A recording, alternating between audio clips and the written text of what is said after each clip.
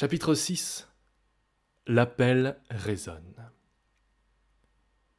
John Thornton ayant, grâce à Buck, gagné $600 en 5 minutes, se trouvant en mesure de payer certaines dettes gênantes et de réaliser un projet depuis longtemps caressé avec ses camarades. Il s'agissait d'un voyage vers l'Est, à la recherche d'une mine fabuleuse dont le souvenir remontait aux origines mêmes de l'histoire du pays. Bien des aventuriers étaient partis à sa recherche. Peu étaient revenus. Des milliers avaient disparu sans laisser de traces. L'histoire de cette mine eût été féconde en tragédies mystérieuses. On ignorait le nom du premier qui l'avait découverte. Rien de précis ne se racontait, à vrai dire, mais on prétendait que l'emplacement en était marqué par une cabane en ruine. Ceux qui revenaient, épuisés et mourants, l'avaient décrite, montrant à l'appui de leur dire des pépites d'or d'une grosseur surprenante, telles que les autres n'en avaient jamais vues. Personne ne s'attribuant la possession de ces trésors, que les morts ne réclameraient plus, John Thornton, Hans et Peter, accompagnés de Buck et d'une demi-douzaine d'autres chiens, se dirigèrent vers l'est, cherchant sur une piste inconnue des richesses peut-être chimériques. Ayant remonté en traîneau pendant 70 miles, le Yukon glacé, ils tournèrent dans la rivière Stewart, passèrent le Mayo et le McQuestion, et continuant leur route jusqu'à la source du Stewart, ils gravirent des pics qui semblaient l'épine dorsale même du continent. John Thornton, au cours de ses expéditions, comptait peu sur l'homme, mais beaucoup sur la nature, et ne redoutait aucune solitude. Avec une poignée de sel et un rifle, il pouvait s'enfoncer dans les pays les plus sauvages et se tirer d'affaire aussi facilement qu'il lui plaisait. N'étant jamais pressé par le temps, il chassait sa nourriture, à l'instar des Indiens, tout en marchant.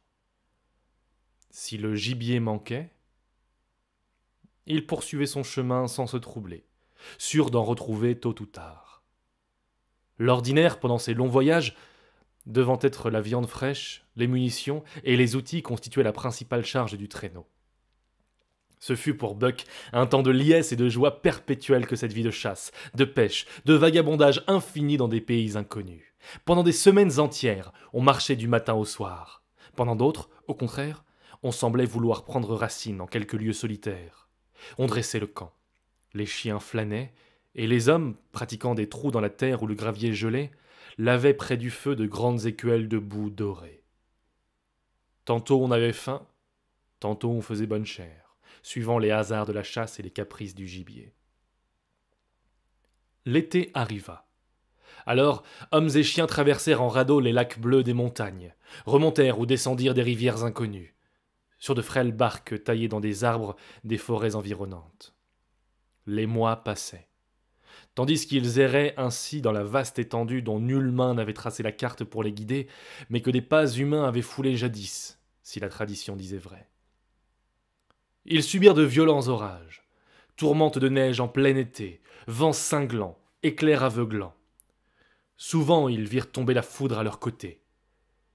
Ils frissonnèrent au soleil de minuit sur les hautes cimes, à la limite des neiges éternelles. Redescendirent dans les chaudes vallées infestées de moustiques, cueillirent à l'ombre des glaciers des fruits comparables aux plus beaux de ceux qu'on goûte dans le sud. Vers la fin de l'année, les voyageurs pénétrèrent dans une région triste et fantastique, coupée de lacs, où le gibier d'eau avait vécu mais dont le silence n'était plus troublé que par le souffle glacé du vent et le brisement mélancolique des vagues sur les grèves solitaires. Pendant tout un hiver encore, les explorateurs suivirent les traces à demi effacées de ceux qui les avaient précédés. Ce fut d'abord une voie pratiquée dans la forêt, et qui semblait devoir aboutir à la cabane perdue. Mais cette route, sans commencement et sans but, demeura mystérieuse comme la destinée et la pensée de celui qui l'avait tracée. Une autre fois, ils découvrirent une hutte de chasseurs, et parmi les lambeaux de couverture pourrie, Thornton dénicha un fusil à pierre datant des premières années de la compagnie de la baie d'Houston. Aucune trace de l'homme inconnu qui avait bâti cet abri et respiré en ce lieu à cette époque lointaine. Le retour du printemps mit un terme à ces vagabondages, car les aventuriers découvrirent non point, il est vrai, la cabane perdue, mais Dans le creux d'une large vallée, un placère profond, dont l'or reluisait comme du beurre jaune au fond des tamis à laver. Ils ne cherchèrent pas plus loin, car chaque jour de travail leur rapportait des milliers de dollars en poudre ou en pépites. On fabriqua des sacs en peau d'élan, dans lesquels cet or fut renfermé par tas de 50 livres. Les jours passaient rapidement à ce travail formidable. Les chiens n'avaient rien à faire que de rapporter au camp, de temps à autre, le gibier tué par Thornton. Et en cette période, Buck passa de longues heures à rêver au coin du feu à ces choses primitives dont il avait la confuse nostalgie. Alors, aux visions troubles des époques lointaines venait se joindre l'appel qui résonnait au fond de la forêt, éveillant en lui une foule de désirs indéfinissables et d'étranges sensations. Mu par un pouvoir plus fort que sa volonté, il partait en quête, cherchant obscurément à découvrir l'origine de l'écho qui résonnait en lui.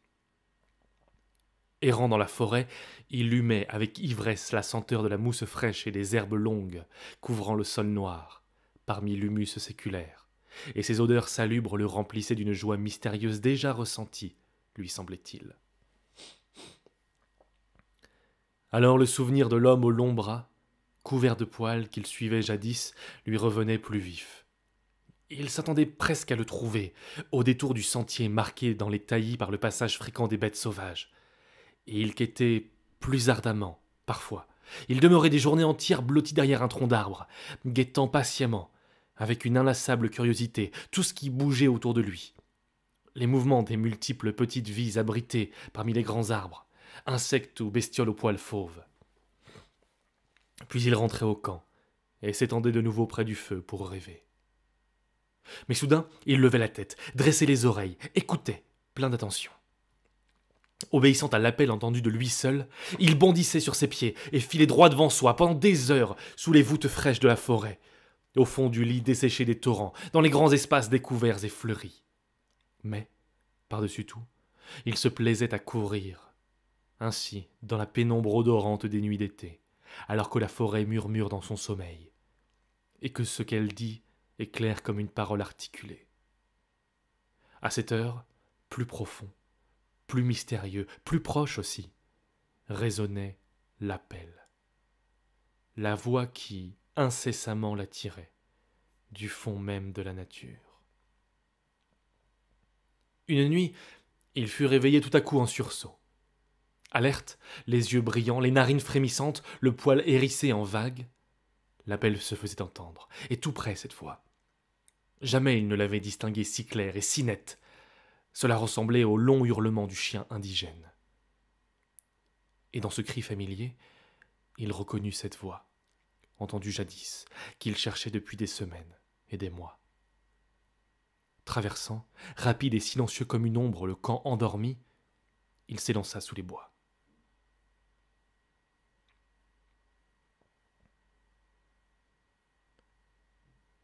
Mais comme il se rapprochait de l'être qui l'appelait, il ralentit par degrés son allure et s'avança, prudent et rusé. Et tout à coup, au cœur de la clairière, il vit, assis sur ses hanches et hurlant à la lune, un loup de forêt, long, gris et maigre. Bien que le chien n'eût fait aucun bruit, la bête l'éventa et cessa soudain son chant.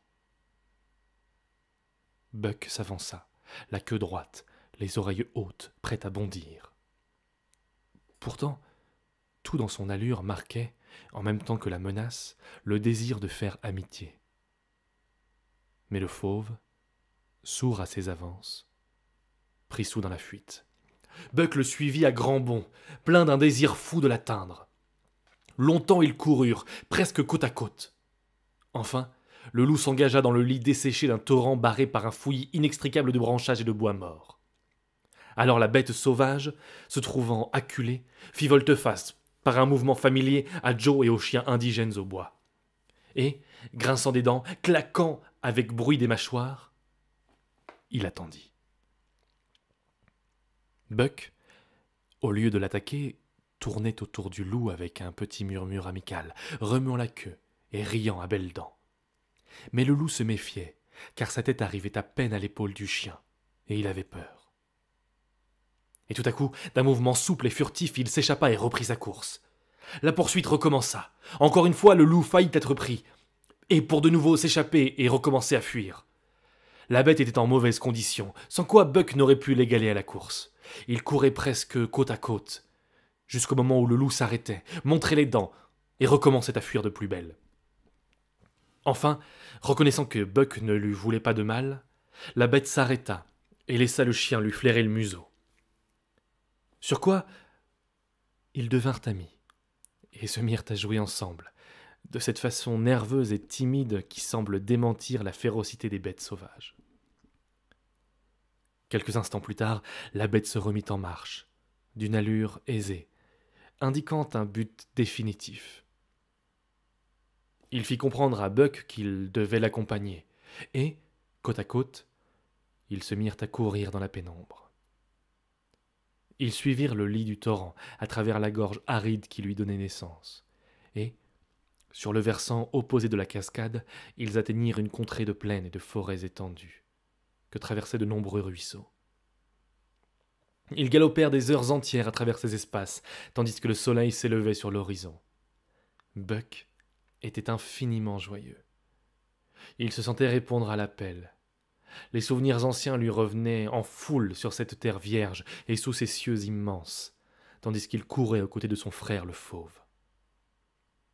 Mais les deux coureurs s'étant arrêtés pour boire à un clair ruisseau, l'onde froide dissipa cette ivresse. Le souvenir de John Thornton étreignit soudain le cœur de Buck. Il s'assit brusquement. Le loup continua sa route, puis revint à lui, le poussant avec son nez, l'encourageant à le suivre. Mais Buck retournait lentement sur ses pas. Et pendant 1 heure, son frère sauvage l'accompagna, gémissant doucement. Puis il s'assit à son tour, et pointant le museau en l'air, poussa un long hurlement. Tandis que le chien poursuivait sa route, cette plainte lugubre continuait de déchirer l'air, résonnant longtemps encore dans le lointain. Elle s'éteignit enfin. Thornton achevait de dîner lorsque Buck tomba dans le camp comme une bombe, sautant sur son maître, lui léchant la figure et les mains, criant de joie, renversant tout sur son passage, dans sa folle expansion de tendresse. Jamais Thornton ne l'avait vu si exubérant. Pendant 2 jours et 2 nuits, Buck resta au camp, semblant garder son maître à vue. Puis l'inquiétude le reprit. De nouveau, il fut hanté par le souvenir de cette course à 2 à travers un pays souriant et sauvage.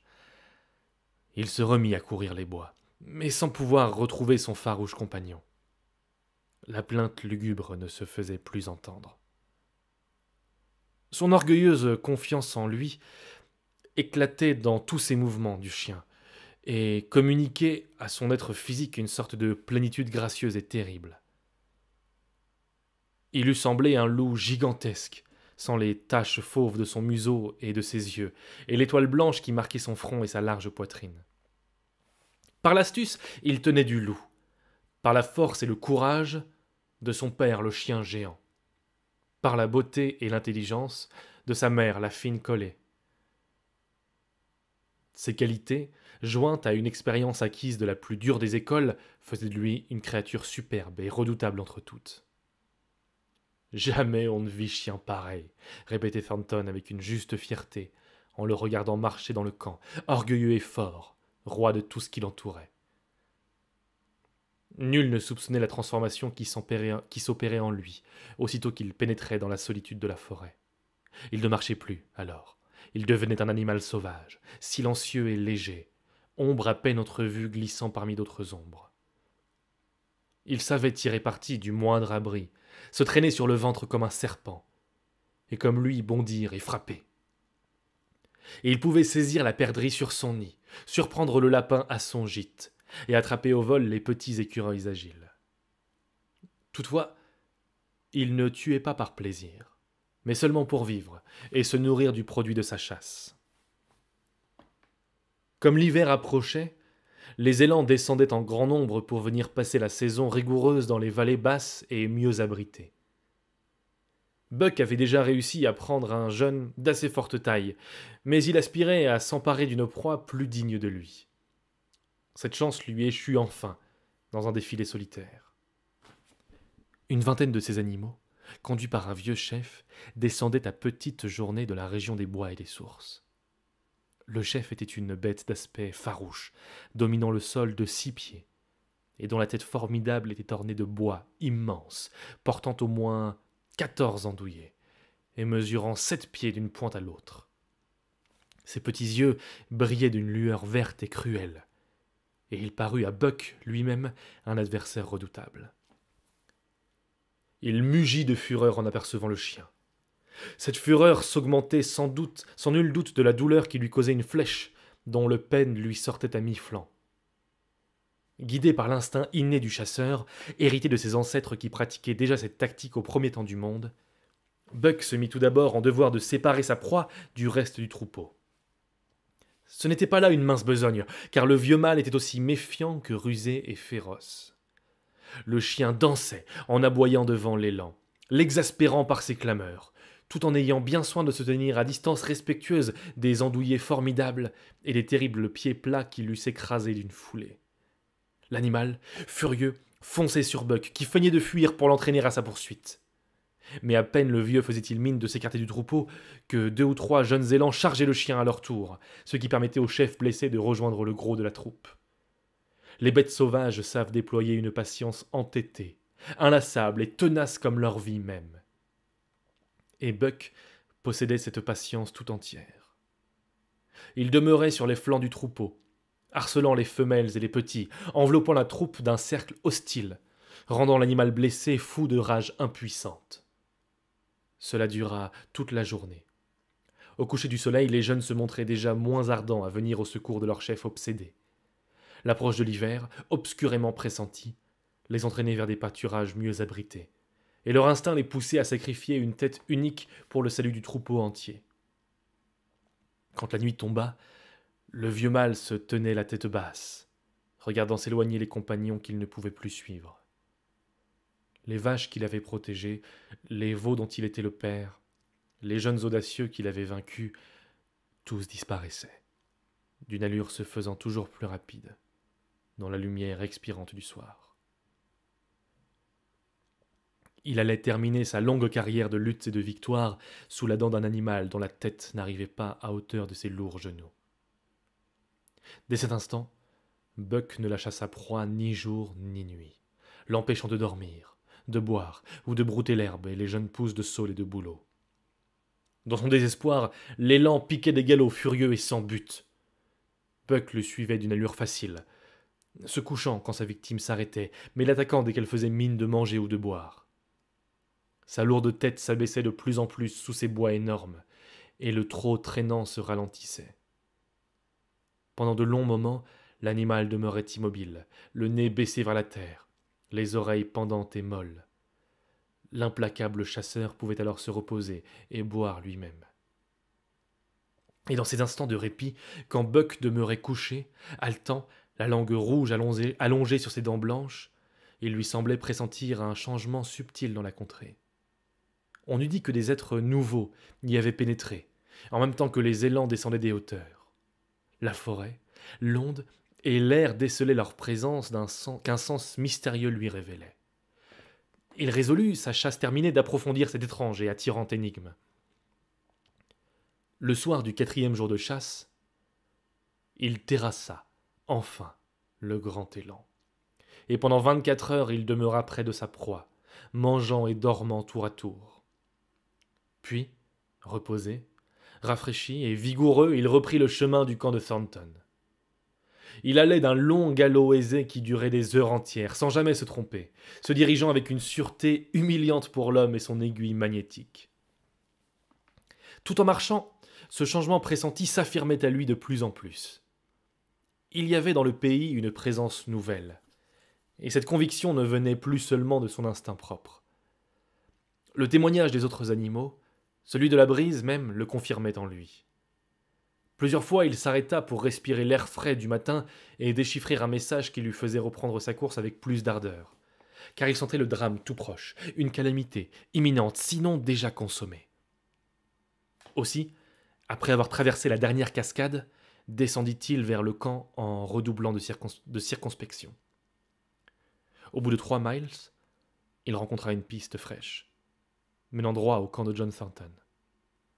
Buck se hâtait, le poil hérissé, les nerfs tendus, attentif à 1000 détails qui lui confirmaient certains faits sans lui en donner la conclusion. Son odorat lui révélait le passage d'êtres vivants sur des traces desquelles il courait. Le silence absolu de la forêt le frappa. Les oiseaux avaient fui, et les écureuils se cachaient au creux des arbres. Tandis que Buck glissait, rapide et furtif comme une ombre, une senteur irrésistible le prit soudain à la gorge et le détourna de sa route. Cette nouvelle piste l'amena dans un taillis, où il trouva son camarade Nig, gisant sur son flanc, traversé de part en part par une flèche barbelée. 100 mètres plus loin, Buck, sans s'arrêter, vit un des chiens indigènes achetés à Dawson, qui se tordait dans les dernières convulsions à l'agonie. Il entendit alors s'élever du camp une sorte de mélopée sauvage et monotone. Rampant à plat ventre au bord de la clairière, il découvrit le cadavre de Hans, couché sur la face, le corps hérissé de flèches comme un porc-épic. Mais au même instant, il aperçut par les interstices des branches un spectacle qui lui fit hérisser le poil et le remplit d'une rage aveugle. La présence pressentie prenait corps. Elle était visible sous la forme d'une troupe de peaux-rouges Yihats, dansant la danse de guerre autour de la cabane en ruine de John Thornton. Un grondement féroce s'échappe de la poitrine convulsée de Buck. La passion détruit soudain les conseils de la prudence et de la ruse si chèrement acquises. Il s'élance, tombe comme un tourbillon sur les Yihats, ahuris et épouvantés. Ivre de carnage et de mort, l'animal bondit de l'un à l'autre, saute sur leur chef, lui ouvre la gorge d'un coup de dent qui tranche la carotide, et, sans s'attarder à l'achever, tourne sa rage sur le second guerrier qui subit un sort pareil. En vain les hommes veulent résister. La bête est partout à la fois. Elle se dérobe à leurs coups et sème sur son passage la destruction et la terreur. Les sauvages veulent l'abattre à coups de flèche. Ils se blessent les uns les autres sans atteindre leur ennemi. L'un d'eux essaye de transpercer de sa lance le démon agile qui bondit au milieu d'eux. La lame pénètre dans sa poitrine de l'un de ses compagnons qui s'abat avec un cri affreux. Alors la panique s'empare des Yihats. Ils s'enfuient, terrifiés dans la forêt, proclamant à grands cris l'apparition de l'esprit du mal. Buck, à la poursuite de ses ennemis, semblait la personnification de la vengeance infernale. Altérés de leur sang, il les terrasse dans les taillis, les déchire sans pitié. Affolés, décimés, ils se dispersent dans toutes les directions. Et ce ne fut qu'une semaine plus tard que les survivants de la lutte purent se réunir dans une vallée écartée pour compter leurs morts et chanter leurs louanges. Quand Buck, las de poursuivre ses misérables ennemis, revint au camp dévasté, il trouva le corps de Peter, roulé dans les couvertures, là où la mort l'avait surpris dès la première attaque. L'état du sol, autour de la hutte, décelait la résistance désespérée de Thornton. Buck, le nez à terre, poussait des cris ardents et plaintifs, suivit jusqu'au bord d'un étang profond toutes les péripéties de la lutte que son maître avait livrée. Là, sur la berge, fidèle jusque dans la mort, Skeet était couché, la tête et les pattes de devant baignant dans les flots rougis de sang. Les eaux troubles et profondes cachaient, à jamais, le corps de John Thornton. Buck passa le jour entier à errer autour de l'étang, poussant des gémissements lugubres ou des hurlements désolés. Mais la disparition de son maître adoré creusait en son cœur un vide profond, impossible à combler. Seule la vue de ses victimes portait un quelque adoucissement à sa peine. Fier d'avoir tué des hommes, le plus noble des gibiers, il reniflait curieusement les cadavres, surpris d'avoir triomphé si facilement de ceux qui savaient se rendre redoutables à l'occasion. Désormais, il ne connaîtrait plus la crainte de l'homme. La lune parut dans les cieux, baignant la terre d'une lumière sépulcrale, et Buck sentit avec la nuit montée dans la forêt l'éveil d'une vie nouvelle. Il se dressa, humant l'air. Des abois lointains retentissaient, se rapprochant rapidement. Il reconnut en eux une part de ce passé qui ressuscitait en lui. S'avançant dans la clairière, il écouta sans trouble et sans remords la voix qui depuis longtemps le sollicitait. Désormais, il était libre, libre de lui répondre et de lui obéir. John Thornton mort, plus rien ne rattachait Buck à l'humanité. Comme un flot argenté, la meute de loups déboucha dans la clairière où Buck, immobile comme un chien de pierre, attendait leur venue. Son aspect était si imposant qu'ils s'arrêtèrent un instant, interdits. Mais un, plus hardi que les autres, sauta sur le chien qui lui tordit le cou, rapide comme l'éclair. Puis il reprit sa pose majestueuse, sans se préoccuper de la bête qui râlait à terre. 3 autres tentèrent l'attaque et se retirent en désordre, la gorge ouverte d'une oreille à l'autre. Enfin, la horde entière se rua sur l'ennemi, mais la merveilleuse agilité de Buck, sa force sans pareille lui permettent de déjouer toutes les attaques. Pour empêcher les assaillants de le prendre par derrière, il vient s'adosser à un talus, et protégé de 3 côtés, réussit à se défendre si vaillamment que les loups découragés reculent enfin. Les uns demeurent couchés, la langue pendante, saignant par 20 blessures. Les autres jappent, montrant leurs crocs étincelants sans quitter de l'œil le terrible adversaire. D'autres boivent avidement l'eau de l'étang. Tout à coup, un loup grand et maigre se détache de la troupe et s'approche du chien avec précaution mais en gémissant doucement. Buck reconnaît soudain son frère sauvage, son compagnon d'une nuit et d'un jour. Et leurs 2 museaux se touchent. Et le chien sent son cœur battre d'une émotion nouvelle. À son tour, un vieux loup décharné, couvert de cicatrices, se rapproche. Buck, tout en retroussant les lèvres, lui flaire les narines et remue doucement la queue.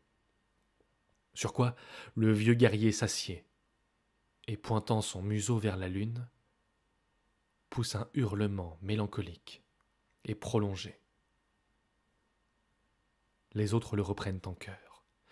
Buck reconnaît l'appel. Il s'assied et hurle de même. Alors la meute l'entoure en le reniflant, sans plus lui témoigner aucune hostilité. Et tout à coup, les chefs, poussant le cri de la chasse, s'élancent dans la forêt. La bande entière les suit, donnant de la voix, tandis que Buck, aux côtés du frère sauvage, galope, hurlant, comme elle. Et ceci est la fin de l'histoire de Buck. Mais les Indiens, au bout de peu d'années, remarquèrent une modification dans la race des loups de forêt. De plus forte taille, certains des jeunes montrant des taches fauves aux yeux et sur le museau, et une étoile blanche au front et à la poitrine. Et aujourd'hui encore, parmi les Yihats, on parle d'un chien esprit qui mène la bande des loups, et qui est plus rusé qu'aucun d'eux. Les hommes le redoutent, car il ne craint pas de venir voler jusque dans les camps, renversant les pièges, tuant leurs chiens et s'attaquant aux guerriers eux-mêmes. Parfois, ces chasseurs ne reviennent plus de la forêt, et l'on retrouve leur corps sans vie, la gorge béante. Et la légende de l'esprit du mal s'accroît d'un épisode de plus. Les femmes pleurent et les hommes s'assombrissent en y pensant. Tous évitent la vallée du bord de l'étang, car en ce lieu apparaît périodiquement un visiteur sorti de la région des grands bois et des sources, dont la présence jette partout l'épouvante. C'est, dit-on, un loup géant, à la superbe fourrure, à la mine hautaine et dominatrice. Il descend jusqu'à une clairière où des sacs en peau d'élan à moitié pourris dégorgent sur le sol un flot de métal jaune, à demi recouvert déjà par les détritus végétaux et les souples herbes sauvages. Le grand loup s'arrête et semble rêver. Puis, avec un long hurlement, dont la tristesse glace le sang, il reprend sa course vers la forêt profonde, qui est désormais sa demeure.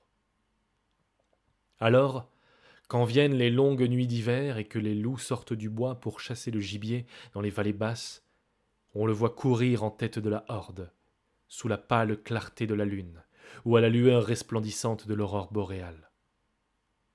De taille gigantesque, il domine ses compagnons. et sa gorge sonore donne le ton au chant de la meute, à ce chant qui date des premiers jours du monde.